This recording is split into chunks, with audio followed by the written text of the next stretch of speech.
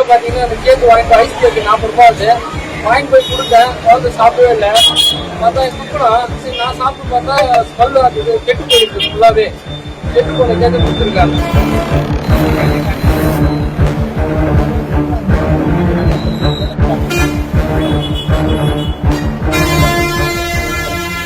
அந்த மணிக்கு வந்து கேக் வாங்குறாங்க, ஐஸ் கேக் கேட்டான் குழந்தை. 40 ரூபாய் கையில் சாப்பிடலாமா பருவ வந்து தெரியல. ஒரு வாய் வச்சுட்டான், அதுக்கப்புறம் இன்னொரு வாய் என்ன 40 ரூபாய்க்கு வாங்க சாப்பிடுவேன். சரி அப்புறம் நல்லா இல்லை பாருங்க. நான் சாப்பிட்டா 2 நாள் கூட வச்சுருந்தா சொல்லுவோம்.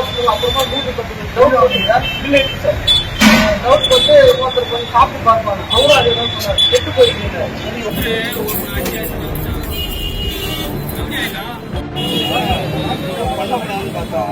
இந்த கேக்க சாப்பிட்டு என் புள்ள வாந்தி எடுத்திருக்கான்.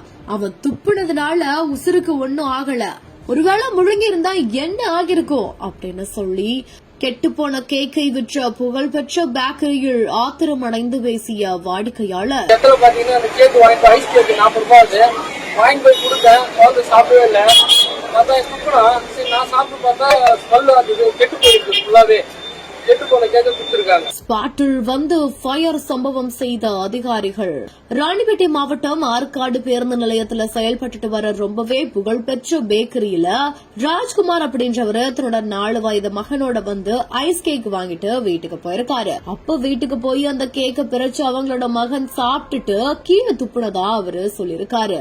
அது மட்டும் இல்லாம கொஞ்ச நேரத்திலேயே அந்த குழந்தை வாந்தி எடுத்ததாகவும் சொல்லப்படுது.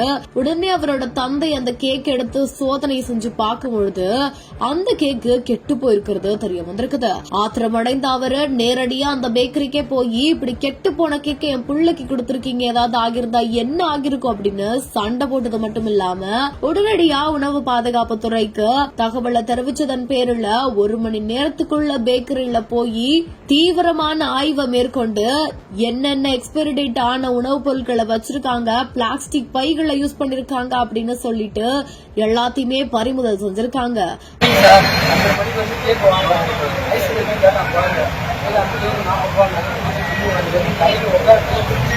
சாப்பிடலாமா பருவ வந்து தெரியல. ஒரு வாய் வச்சுட்டான், அதுக்கப்புறம் இன்னொரு வாய் என்ன 40 ரூபாய்க்கு வாங்க சாப்பிடுவேன். சரி அப்புறம் நல்லா இல்லை பாருங்க. நான் சாப்பிட்டா 2 நாள் கூட வச்சுருந்தா சொல்லுவோம். அப்புறமா 3 டவுட் இல்லை சார்.